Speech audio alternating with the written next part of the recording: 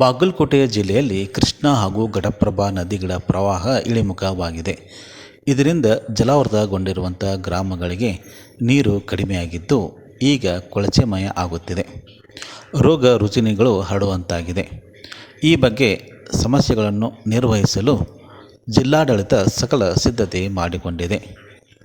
ಮುಳುಗಡೆಯಿಂದಾಗಿ ತೊಂದರೆಗೆ ಒಳಗಾಗಿರುವಂಥ ಗ್ರಾಮಗಳಿಗೆ ಹಾಗೂ ಮನೆಗಳಿಗೆ ಪರಿಹಾರಧನ ಸೇರಿದಂತೆ ಇತರ ಸೌಲಭ್ಯ ಒದಗಿಸಲು ಜಿಲ್ಲಾಡಳಿತ ಸಕಲ ಸಿದ್ಧತೆ ಆಗಿದೆ ಎಂದು ಜಿಲ್ಲಾಧಿಕಾರಿ ಜಾನಕಿ ಕೆಎಂ ತಿಳಿಸಿದ್ದಾರೆ. ಪ್ರಸ್ತುತ ದಿನದಲ್ಲಿ ಇವಾಗ 9 ಕಾಳಜಿ ಕೇಂದ್ರಗಳು ಕಾರ್ಯನಿರ್ವಹಿಸ್ತವೆ. ಇದರೊಳಗಡೆ 1076 ಜನ ಆಶ್ರಯ ಪಡಿತಾ ಇದ್ದಾರೆ. ಮತ್ತು ಈ ಒಂದು ಹಿನ್ನೀರಿನ ಸಲುವಾಗಿ ಹಿನ್ನೀರು ತೀರಾ ಜಾಸ್ತಿ ಆದ ಕಾರಣ ನಮಗೆ ಜಮಖಂಡಿಯಲ್ಲಿ 4 ಸಾವುಗಳು ವರದಿಯಾಗಿದ್ದಾವೆ. ಅದೇ ರೀತಿ ಜಾನುವಾರುಗಳು 11 ಜಾನುವಾರುಗಳು ಜೀವಹಾನಿಯಾಗಿದೆ. ಮತ್ತು ಮನೆಗಳು 2 ಪೂರ್ಣ ಮನೆ ಹಾನಿಯಾಗಿದೆ. ಪೂರ್ಣ ಪ್ರಮಾಣದಲ್ಲಿ 300 ಮನೆಗಳು ಭಾಗಶಃ ಹಾನಿಯಾಗಿದ್ದಾವೆ ಅಂತ ನಮಗೆ ವರದಿ ಬಂದಿದೆ. ಆ ಒಂದು ಮನೆ ಹಾನಿಗಳ ಬಗ್ಗೆ ರಾಜೀವ್ ಗಾಂಧಿ ಹೌಸಿಂಗ್ ಕಾರ್ಪೊರೇಷನ್ನ ಪೋರ್ಟಲ್ನಲ್ಲಿ ವಿವರಗಳನ್ನು ನೋಂದಾಯಿಸಿ ಪರಿಹಾರ ಕಾರ್ಯಗಳನ್ನ ತ್ವರಿತವಾಗಿ ಮಾಡಬೇಕು ಅಂತ ಸರ್ಕಾರದ ನಿರ್ದೇಶನ ಇದೆ. ಆ ಕೆಲಸವನ್ನು ಎಲ್ಲ ತಾಲೂಕು ಆಡಳಿತದವರು ಇವತ್ತೇ ಪೋರ್ಟಲ್ನಲ್ಲಿ ಅದನ್ನು ನಮೂದು ಮಾಡಿ ಪರಿಹಾರ ಕಾರ್ಯವನ್ನು ತ್ವರಿತಗತಿಯಲ್ಲಿ ಮಾಡ್ತಾರೆ.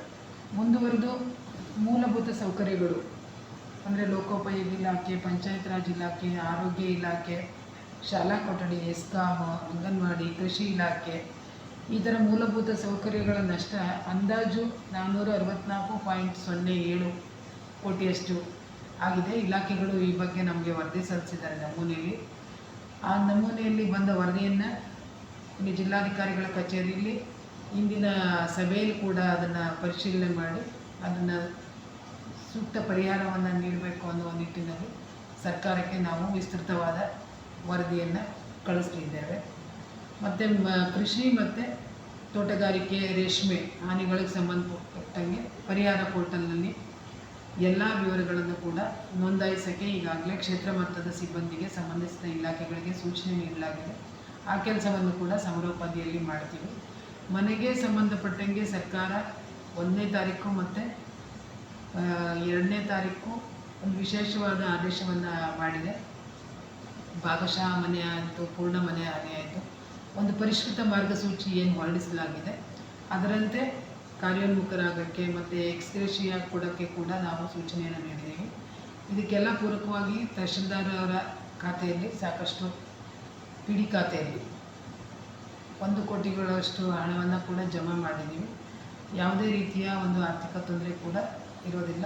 ಎಲ್ಲ ಒಂದು ಪರಿಹಾರ ಕಾರ್ಯಗಳನ್ನು ತ್ವರಿತಗತಿಯಲ್ಲಿ ಮಾಡೋಕ್ಕೆ ಸೂಚನೆ ನೀಡಲಾಗಿದೆ. ಮುಂದುವರಿದು ನದಿ ತೀರದಲ್ಲಿರುವಂಥ ಗ್ರಾಮಗಳಲ್ಲಿ ಒಂದು ಸಾಂಕ್ರಾಮಿಕ ರೋಗ ಬರುವಂಥ ಒಂದು ಆತಂಕ ಇರೋದರಿಂದ ಅಲ್ಲಿಗೆ ವಿಶೇಷವಾಗಿ ಆರೋಗ್ಯ ಇಲಾಖೆಯಿಂದ ವಿಶೇಷ ತಂಡಗಳನ್ನು ನಿಯೋಜನೆ ಮಾಡಿ ಆ ನದಿ ತೀರದಲ್ಲಿನ ಒಂದು ಪರಿಸರವನ್ನು ಸ್ವಚ್ಛ ಮಾಡೋಕ್ಕೆ ಔಷಧಿ ಮತ್ತು ವಿವಿಧ ರೀತಿಯ ಮೀನುಗಳನ್ನು ಬಿಡೋದ್ರಿಂದ ಆಯಿತು ಅವುಗಳನ್ನು ಸಮರ್ಪಕವಾಗಿ ನಿರ್ವಹಣೆ ಮಾಡೋಕ್ಕೆ ಮತ್ತು ಆ ನದಿ ತೀರದಲ್ಲಿನ ಒಂದು ಮನೆಗಳು ಏನಿದ್ದಾವೆ, ಈಗ ಕಾಳಜಿ ಕೇಂದ್ರದಿಂದ ಅವ್ರ ಮನೆಗೆ ಹೋದಾಗ ಆ ಮನೆಗಳನ್ನು ಸುಸ್ಥಿತಿಯಲ್ಲಿ ಇರೋಕ್ಕೆ ಒಂದು ವ್ಯವಸ್ಥೆ ಮಾಡೋದು ಆರೋಗ್ಯ ಇಲಾಖೆಯವರಿಗೆ ಸೂಚನೆ ನೀಡಿದ್ದೀವಿ. ಅವರು ಮತ್ತು ಅವರ ತಂಡ ಆ ಕೆಲಸವನ್ನು ಮಾಡ್ತಾಯಿದೆ. ಜನರು ಕೂಡ ಎಚ್ಚರಿಕೆಯಿಂದ ಒಂದು ನೀರನ್ನು ಕುದಿಸಿ ಆರಿಸಿ ಕುಡಿಯೋದಾಗ್ಬೋದು ಮತ್ತು ಸ್ವಚ್ಛತೆಯ ಕಡೆ ಗಮನ ಕೊಟ್ಟು ಇನ್ನೊಂದು 15 ದಿನ ಈಗ ಡೆಂಗು ಭಯ ಕೂಡ ಇರೋದ್ರಿಂದ ಸ್ವಚ್ಛತೆ ಕಡೆಗೆ ಒಂದು ಆದ್ಯ ಗಮನ ಕೊಟ್ಟು ತಮ್ಮ ಆರೋಗ್ಯವನ್ನು ಕಾಪಾಡ್ಕೋಬೇಕು. ಸರ್ಕಾರ ಪರಿಹಾರ ಕಾರ್ಯಗಳನ್ನು ತ್ವರಿತಗತಿಯಲ್ಲಿ ಮಾಡಿ ಅವ್ರಿಗೆ ಏನು ನಷ್ಟ ಆಗಿದೆ ಅದನ್ನು SDRF NDRF ನಾರ್ಮ್ಸ್ ಏನಿದೆ ಅದನ್ನು ವ್ಯವಸ್ಥಿತವಾಗಿ ತಲುಪಿಸುವ ಕೆಲಸವನ್ನು ಜಿಲ್ಲಾಡಳಿತ ಮಾಡುತ್ತೆ.